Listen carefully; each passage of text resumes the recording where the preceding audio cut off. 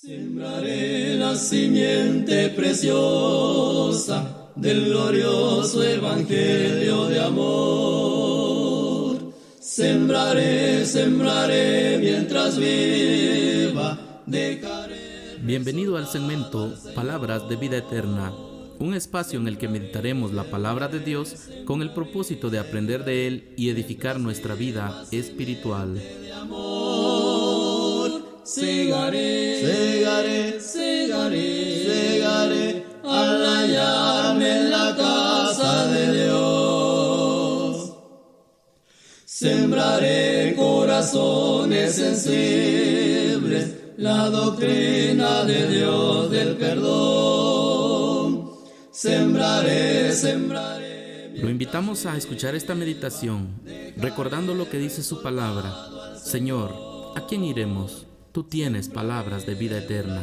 Sembraré, sembraré, mientras viva simiente de amor. Segaré, segaré, segaré, segaré, al hallarme en la casa de Dios. Bendiciones, queridos hermanos, de su espacio, Palabras de Vida Eterna. Y qué bueno que está en la continuación de nuestro mensaje, las prioridades del Señor Jesús. Ya vimos una primer prioridad que es la reconciliación, es el perdón antes de ofrecer nuestra adoración. No significa que la adoración no sea importante, es importante la adoración, pero es necesario cumplir ese prerequisito. También ya vimos que es necesario primeramente ocuparse, buscar el reino de Dios y su justicia, y todas estas cosas vendrán por añadiduras. Todas estas cosas se refiere a los asuntos propiamente de nuestro cuerpo, y no está menospreciando el Señor el trabajo, todo aquello que provee para nuestro cuerpo, como el vestuario, la comida o la bebida, para nada, sino que el Señor está priorizando entrar en el reino de los cielos, porque si el ocuparnos del cuerpo nos está impidiendo entrar, ocuparnos en el reino de los cielos y su justicia, pues estamos en serios problemas. Ahora quiero entrar en dentro de mi listado, una tercera prioridad del Señor Jesucristo. Y esto lo encontramos justo abajito de donde nos quedamos la última vez. Y esto es en el Evangelio según Mateo, capítulo número 7. Dice la palabra del Señor. 7, el versículo 5 voy a leer. Dice, hipócrita, 7:5. Hipócrita, saca primero la viga de tu propio ojo, y entonces verás bien para sacar la paja del ojo de tu hermano.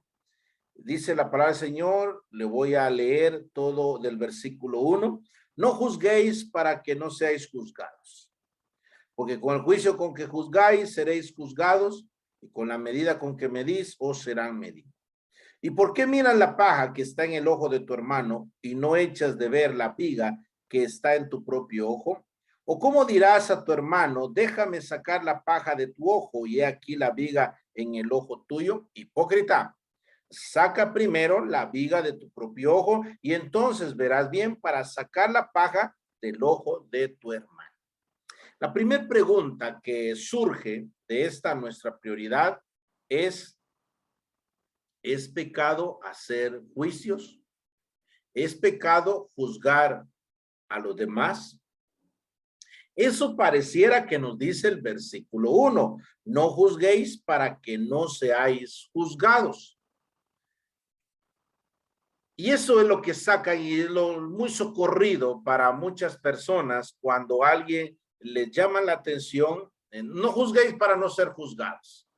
O cuando alguien denuncia a un falso maestro o un cantante cristiano, entre comillas, o una persona que está en la farándula cristiana y le denuncia alguna falsa doctrina que sea repetitivo en él. Entonces, no juzguéis para que no se juzgue. Rápido salen en su defensa sus fans, cristianos con fans ahora, pero salen en su defensa las personas y dice, no juzguéis para que no seáis juzgados.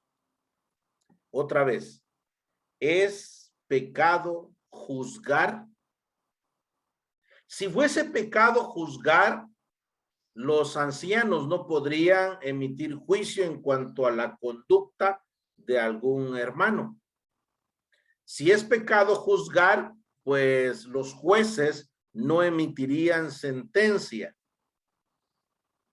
No se refiere a eso. Este es un juicio hipócrita. Es un juicio de uno que dice ser, aparenta ser, pero no es en su esencia. Pero es una persona que estando él mal, quiere juzgar a otra persona. A eso se está refiriendo. No juzguéis para que no seáis juzgados, porque con el juicio con que juzgáis seréis juzgados, y con la medida que medís os será medido. ¿Qué es juzgar? El juzgar encuentro en su definición misma tres propósitos. Dice que es deliberar a quien tiene la autoridad para hacerlo sobre la culpabilidad de algo o de la razón que le asiste en un asunto y sentenciar. Es decir, dice que es deliberar sobre un asunto. Ese asunto llega a sus manos y él puede deliberar, empieza a analizar ese asunto. También es determinar si tiene razón o no. Y también es dictar una sentencia esta persona. Otra vez, ¿es prohibido juzgar? No, no es prohibido. Al contrario, es bueno y es necesario el juzgar. Dice la palabra del Señor en cuanto a la predicación y a la exposición de la palabra. Los profetas hablen 2 o 3 y los demás juzguen. Ya se dio cuenta usted que es importante y es necesario juzgar. Dice el apóstol Juan que nosotros tenemos que juzgar o examinar, que esa es otra acepción de la palabra, tenemos que examinar los espíritus. No, no vamos a hacer una relación espiritista y nos vamos a estar agarrando ahí. No, se está refiriendo a la animosidad de las personas, al ánimo, lo que los motiva a ellos para realizar algunas cosas, y obviamente se ve reflejado en su enseñanza, para no ser partícipes de ellos y no imponer con ligereza las manos por esas personas, es decir, defenderlas de una manera apresurada o acusarlos de una manera apresurada. Nosotros tenemos que examinar o juzgar los espíritus. Entonces, es necesario, es bueno que nosotros lo hagamos. Si nosotros no juzgamos las conductas, fácilmente podemos ser engañados, y no juzgamos las enseñanzas, fácilmente podemos ser engañados por personas que dicen ser, pero no lo son. Con el juicio con que juzgáis, dice la palabra del Señor, versículo 2, porque con el juicio con que juzgáis seréis juzgados, y con la medida con que medís os será medido. ¿Qué se refiere esto? ¿A qué se refiere? Con el juicio con que juzguéis seréis juzgados. Quiere decir que hay varios juicios. Y esos varios juicios, su contenido, su propósito, la animosidad con la que se hace, eso es lo que vamos a recibir nosotros. Por ejemplo, existe un juicio sin misericordia y por lo tanto es un juicio, hay un juicio con misericordia. Santiago capítulo número 2, versículo 3, por favor. Santiago 2, le había dicho 3, pero es 13. dice la palabra del Señor, porque juicio sin misericordia se hará con aquel que no hiciere misericordia, y la misericordia triunfa sobre el juicio. Dice, juicio sin misericordia se hará con aquel que no hace misericordia. Es decir, con el juicio con que tú juzgas, ese juicio te van a hacer. Si tú haces un juicio sin misericordia, es decir, no tienes misericordia, tampoco van a tener de ti misericordia. ¿Quién? El juez justo. Y si tú tienes misericordia, van a tener misericordia de ti. ¿Quién? El juez justo. Y la misericordia triunfa sobre el juicio. Permítame darle un error. En una ocasión estábamos en una reunión ahí donde habían algunos ancianos y entonces para darle libertad a alguien en cuanto al ministerio, entonces, bueno, hermanos, yo pienso que sí podemos, dice alguien, digo que sí podemos porque la misericordia triunfa sobre el juicio. Citó este pasaje. La misericordia triunfa sobre el juicio. Entonces, hagamos misericordia con él. El problema es de que él todavía tenía algunos asuntos pendientes. No había solucionado aquello que originó el por qué él habría de ser suspendido en cuanto a su ministerio. O sea que todavía estaba pendiente. Entonces para mí fue raro eso, porque dice la palabra del Señor, si es cierto, misericordia triunfa sobre el juicio, pero este versículo no se refiere a eso. El hecho de que tengamos que ser misericordia no quiere decir que vamos a poner a alguien que está desordenado en el ministerio. Para nada, desde ningún punto de vista significa eso. Alguien dijo, y otro argumento que alguien utilizó fue, es que hay necesidad en la obra. Y eso es cierto, hay necesidad en la obra. Pedid por más obreros de la mies, pero el hecho de que hay necesidad en la obra no significa que vamos a mandar al más desordenado. Porque este versículo no se refiere a eso. La misericordia triunfa sobre el juicio. No se refiere a eso. ¿A qué se refiere cuando dice juicio sin misericordia se hará con aquel que no hiciere misericordia? Por lo tanto, juicio con misericordia, otra vez, no se refiere que aunque esté desordenada su vida, lo que originó la disciplina, no significa que lo vamos a pasar porque tenemos que hacer misericordia nosotros, porque tiene que ordenar su vida. ¿A qué se refiere esto? Hermanos, el hacer misericordia no se refiere a tener tolerancia con el pecado. No se refiere a tolerar el pecado. He dicho esto, lo he repetido varias veces.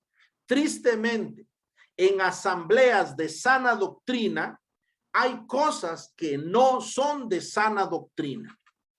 Cuando cae en pecado, lo más socorrido tristemente, el adulterio, pero también se puede dar de que alguien haga una malversación de las ofrendas, etcétera. Bueno, entonces cuando alguien cae en algún pecado, uno de los ancianos no quiere reconocer, lo mantienen allí todavía, entonces le dice, no, ni sabe qué, hermano, entonces reconózcalo, siéntese unos domingos atrás y después ya puede pasar. No es de sana doctrina eso. Tiene que, dice la palabra del Señor, cuando se conozca su pecado, es decir, tiene que declararse, tiene que confesarse. Pero es que hermano Eric es un anciano, y eso también dijo en una ocasión alguien, que prefirieron mejor dejarlo callado, y cuando alguien les reclamó acerca de eso que estaban ocultando, hermano, ya se dio cuenta de quién se trata. Se trata de un siervo de Dios, hermano, y el gran escándalo que va a haber debido a eso. No, hermanos, Tiene que haber una confesión, obviamente un arrepentimiento y un apartamiento del pecado para poder ser restaurado, y no inmediatamente a su ministerio, no inmediatamente. Así es de que en la misericordia y ese versículo no significa tolerancia con el pecado. El pecado tiene que ser disciplinado. Y cuando hay ancianos que con el conocimiento, tienen conocimiento de un pecado, pero ellos mismos están solapando y ocultándolo, son partícipes también de ese pecado, no delante mío, delante del Señor. Y eso es lo peor. No delante de los jueces en esta tierra, delante del Señor. Y eso es lo peor. De verdad, si no teme, si usted teme al hombre más que a Dios, bueno, arrepiéntase, porque ¿qué me puede hacer el hombre? Pero en cambio el Señor. Así de que ese versículo, no es una tolerancia hacia el pecado. Una de las acepciones para la palabra tolerancia es la condición de permitirle que alguien mantenga ese estado que siempre ha tenido y que es dañino. Vamos a tolerarlo, o sea, mantenerlo en ese estado. Dice la palabra del Señor que el Señor no puede consentir, no puede vivir, no puede tolerar, no puede contemplar el pecado. En nosotros, de manera imperfecta, pero también tenemos que estar de esa forma. Dice algunos, otra vez lo menciono, hay algunos que dicen, vamos a hacer misericordia con el hermano, y lo que hacen es tolerar el pecado en el hermano o mantenerlo en el ministerio, aunque no haya arreglado la situación. ¿A qué se refiere este versículo? El contexto nos lo enseña. ¿A qué se refiere este versículo? Leamos unos versículos atrás y ahí vamos a entender a qué se refiere. Dice el versículo 8, si en verdad cumplís la ley real conforme a la escritura, amarás a tu prójimo como a ti mismo, bien hacéis. Pero si hacéis acepción de personas, cometéis pecado y quedáis convictos por la ley como transgresores, porque cualquiera que guardare toda la ley, pero ofendiera en un punto, se hace culpable de todos. Porque el que dijo, no cometerás adulterio, también ha dicho, no matarás. Ahora bien, si no cometes adulterio, pero matas, ya te has hecho transgresor de la ley. Así hablad y así haced, como los que habéis de ser juzgados por la ley de la libertad. Porque juicio sin misericordia se hará con aquel que no hiciere misericordia, y la misericordia triunfa sobre el juicio. ¿Comprendió? ¿A qué se está refiriendo? Bueno, el versículo 8 se está refiriendo a aquella persona que ama hacer misericordia, es aquella persona que ama a su prójimo. Aquella persona que no hace misericordia es aquella persona que no ama a su prójimo. Si en verdad hay cumplir la ley real conforme a la escritura, amarás a tu prójimo como a ti mismo, bien hacéis. ¿A qué se refiere este versículo? A hacer acepción de personas o a no hacer acepción de personas. Versículo 9. Pero si hacéis acepción de personas, cometéis pecado, quedáis convictos por la ley como transgresores. Es decir, hacer misericordia es no hacer acepción de personas. No hacer misericordia es hacer acepción de personas. El versículo 10. No faltar a su hermano, porque cualquiera que guardare toda la ley, pero ofendiera en un punto, se hace culpable de todos. Es decir, no ofender al hermano. Bueno, ¿dónde está eso, hermano? Versículo 11. Porque el que dijo, no cometerás adulterio, también ha dicho, no matarás. ¿Contra quién va el adulterio? ¿Y contra quién va un asesinato, un homicidio? El objetivo es nuestro hermano. Vamos a afectar al Señor, vamos a afectar la gloria del Señor, pero afectamos a un hermano. Así es de que hacer misericordia es no faltar al hermano o a una hermana, sea en adulterio, aquí pone el ejemplo Santiago, sea en adulterio o sea en un homicidio. Pero el homicidio, el adulterio, el Señor va un poco más amplio y dice todo aquel que codicia. El asesinato, el Señor dice, o las escrituras nos hablan de aquel que aborrece a su hermano. Eso es juicio sin misericordia. Luego nos dice la palabra del Señor, matando, aborreciendo al hermano, y dice, así hablad y así haced. Es decir, ame a su prójimo, no haga excepción de personas, no falte a usted a los hermanos. Eso es tener misericordia a los hermanos. Así hablad y así haced, porque juicio sin misericordia se hará contra aquel que no hace misericordia. A eso se refiere. Hay otro juicio y está en el Evangelio según Juan, capítulo 7, versículo 24. Le decía Juan 7:24, no juzguéis según las apariencias, sino juzgad con justo juicio. No se olviden que estamos viendo eso con el juicio con que juzgáis o seréis juzgados. Ya vimos un juicio con misericordia o un juicio sin misericordia. Ahora vamos a ver un juicio, dice, según la apariencia, sino juzgad con juicio justo. La apariencia, es decir, usted y yo vamos a juzgar conforme a lo que es recto, conforme a lo que es correcto, conforme a lo que es al derecho, a lo que ha estado establecido. No es, como solemos decir, ponerle trabas a alguien o por algo,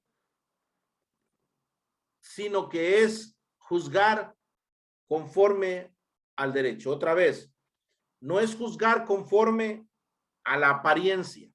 La apariencia es lo que parece, pero no es. La apariencia es lo que a simple vista podemos ver sin nosotros meternos un poco más y estudiar un poco más acerca de ese asunto. Dice que tenemos que juzgar con justo juicio, con justo juicio. En lo que ocurre acá en el Evangelio según Juan capítulo 7 y versículo 24, es un alboroto que hicieron los judíos porque el Señor había sanado a alguien en el día de reposo. Entonces ellos se alborotaron y dijeron, este está violentando la ley del reposo. Es cuando el Señor le dice, no juzguen ustedes según la apariencia, según su conveniencia. No juzguen ustedes según eso, sus emociones. No lo juzguen ustedes de esa forma. Juzguen ustedes con un justo juicio. Es decir, tengan ustedes todos los elementos para poder emitir un juicio. Dice que los judíos, voy a citar algo que encontré por ahí en la Misná. Dice, si uno carga una cosa, ya sea con su mano derecha o con su mano izquierda, en su seno o sobre el hombro, es culpable. Porque así es como cargaban los hijos de Coat. Pero si lleva al revés, por ejemplo, con su pie, en su boca, con el codo, en el oído, en el caballo, en su cinturón, en la abertura, hacia abajo, enfrente al cinturón y la camisa, en el dobladillo de la camisa, en los zapatos o las sandalias, él sí no es culpable porque no ha llevado como lo cargaban, como generalmente lo cargaban los coatitas. A esa sentencia ellos habían llegado. Si en el día de reposo uno carga, lleva algo, es pecado. ¿Por qué? Porque así lo cargaban ellos. La violentación al día de reposo era violentación al día de reposo. En cambio, si lo llevan para atrás, si lo hacen, eso sí está permitido. Violentación al día de reposo era violentación al día de reposo. Pero el legislador por excelencia, el Señor Jesucristo, que inspiró y que dijo que el reposo fue hecho por el hombre y no el hombre por el día de reposo, es decir, eso fue dado para el descanso del hombre. El Señor Jesucristo deja sentado ahí que los actos de misericordia, los actos de bondad, estos eran necesarios hacerlos más allá de la normativa, más allá de la normativa, es decir, los actos de misericordia podían hacerse, es decir, si ellos habían tenido una permisividad para cargar las cosas, ¿cuánto más a un hombre sanarlo? ¿Cuánto más hacer misericordia con una alma, con una persona en ese día? Entonces, por eso el Señor les dice, ustedes juzgan conforme a la apariencia, conforme a las ideas, conforme a las normas que ustedes mismos se sacan de entre la manga, si ustedes mismos permiten el cargar. Ustedes mismos permiten el llevar, aunque no de la forma normal, pero de otra forma podrían llevarlo y ahí no están violentando. Si ustedes mismos permiten eso, el hacer misericordia, pero el Señor lo que les hace resaltar es que ellos estaban acusando al Señor porque buscaban ocasión en contra del Señor. Estos son los juicios sin misericordia. Es decir, los juicios conforme a la apariencia. Si regresamos al Evangelio de Mateo, capítulo 7, vamos a ver otro tipo de juicio. Y este es un juicio hipócrita.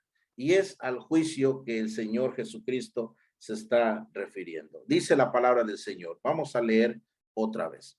No juzguéis para que no seáis juzgados, porque con el juicio con que juzguéis seráis juzgados, y con la medida con que medís os será medido. ¿Y por qué miras la paja que está en el ojo de tu hermano y no echas de ver la viga que está en tu propio ojo? ¿O cómo dirás a tu hermano, déjame sacar la paja de tu ojo y he aquí la viga en el ojo tuyo? Hipócrita, saca primero la viga de tu propio ojo y entonces verás bien para sacar la paja del ojo de tu hermano. La prioridad del Señor Jesucristo es saca la viga de tu ojo, es decir, corrige tu vida, porque dice, ¿cómo le vas a decir, hermano, tú tienes una paja, pero no echas de ver la gran viga que tienes en tu ojo atravesado? Como que se te es más imposible ver a ti que al hermano, porque tú tienes una gran viga y el hermano tiene una paja. Obviamente el Señor está hiperbolizando allí, haciendo referencia a que la otra persona tiene un problema más grave. He dicho esto y casi en son de broma, he dicho esto, a mí que me corrija uno que sea más delgado que yo. Pero si yo tengo obesidad 2 y viene uno que tiene obesidad 3, llegando a obesidad crónica, y viene y me quiere dar instrucciones de cómo no mantenerme en obesidad 2, sino bajar a obesidad 1, pues no, ¿cómo me va a enseñar a mí él? Mejor que me pida consejo cómo mantenerse en obesidad 2 para no llegar a obesidad 3 y la crónica. ¿Cómo me va a enseñar a mí de cuidarme de adulterio un tremendo adúltero? ¿Cómo va a procurar juzgarme a mí una persona que es un tremendo corrupto y me va a decir, cuidado con el latrocinio, y es un tremendo corrupto? A eso se está refiriendo. Pero cuando el Señor dice, Otra vez no está prohibiendo el juicio el Señor, porque dice el Señor, saca primero la viga de tu propio ojo. O sea, saca primero esa viga y después podrás ver bien para sacar la paja de tu hermano. ¿Sabes de qué se trata esto? Querer corregir al hermano. Pero cuando nosotros nos corregimos, entonces nosotros podemos corregir al hermano, pero es para hacerle un bien al hermano. Porque dice, entonces verás bien para sacar la paja del ojo de tu hermano. ¿Y qué va a pasar cuando yo le saco la paja en el ojo del hermano? El hermano va a ver bien. Y por lo tanto va a ver bien dónde está parado. Va a caminar mejor, se va a desenvolver mejor, su libertad de locomoción va a ser mejor, excelente. Pero primero, corrige. Y después corrígete tú y después vas a corregir al hermano para su bien. No se olvide de eso, para su bien. El problema es que cuando nosotros juzgamos, nosotros lo hacemos criticando. Cuando nosotros juzgamos, nosotros lo hacemos en detrimento de la otra persona.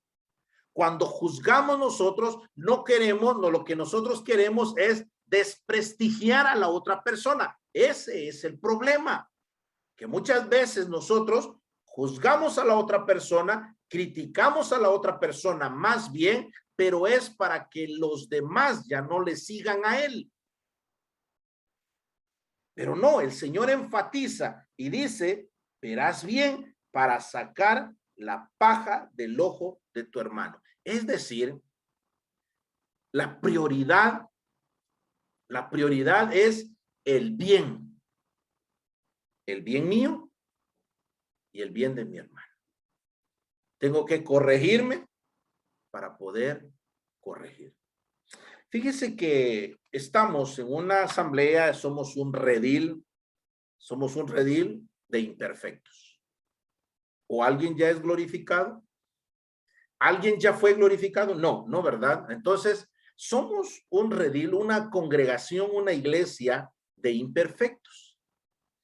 Pero lo menos que esperamos es que quien está adelante, quien nos va guiando, quien nos va enseñando, humanamente hablando, nuestro pastor es el Señor Jesucristo, pero humanamente quien nos va guiando, quien nos va instruyendo sus sagradas escrituras, quien nos abre su palabra, quien nos va instruyendo, humanamente hablando, por lo menos sea menos imperfecto que nosotros. Que el maestro sea menos imperfecto que los demás. Así es de que dice la palabra del Señor, saca primero. La prioridad que estudiamos en esta oportunidad fue, saca primero la viga de tu ojo para que puedas entonces sacar y ayudar a tu hermano que tiene una viga. Que el Señor nos siga bendiciendo por medio de su santa y bendita palabra. Amén. Sembraré la simiente preciosa del glorioso evangelio de amor. Sembraré, sembraré mientras viva. Hemos llegado al final de esta meditación, confiando que la palabra de Dios ha sido de bendición para su vida personal. Sembraré mientras viva simiente de amor. Segaré, segaré, segaré, segaré al hallarme en la casa de Dios. Sembraré corazones sensibles, la doctrina de Dios del perdón. Sembraré, sembraré. Lo invitamos a estar atento a nuestras próximas transmisiones, también a compartir nuestro contenido para poder llevar la palabra a más personas. Que Dios los siga bendiciendo. Mientras viva simiente de amor, segaré, segaré, segaré.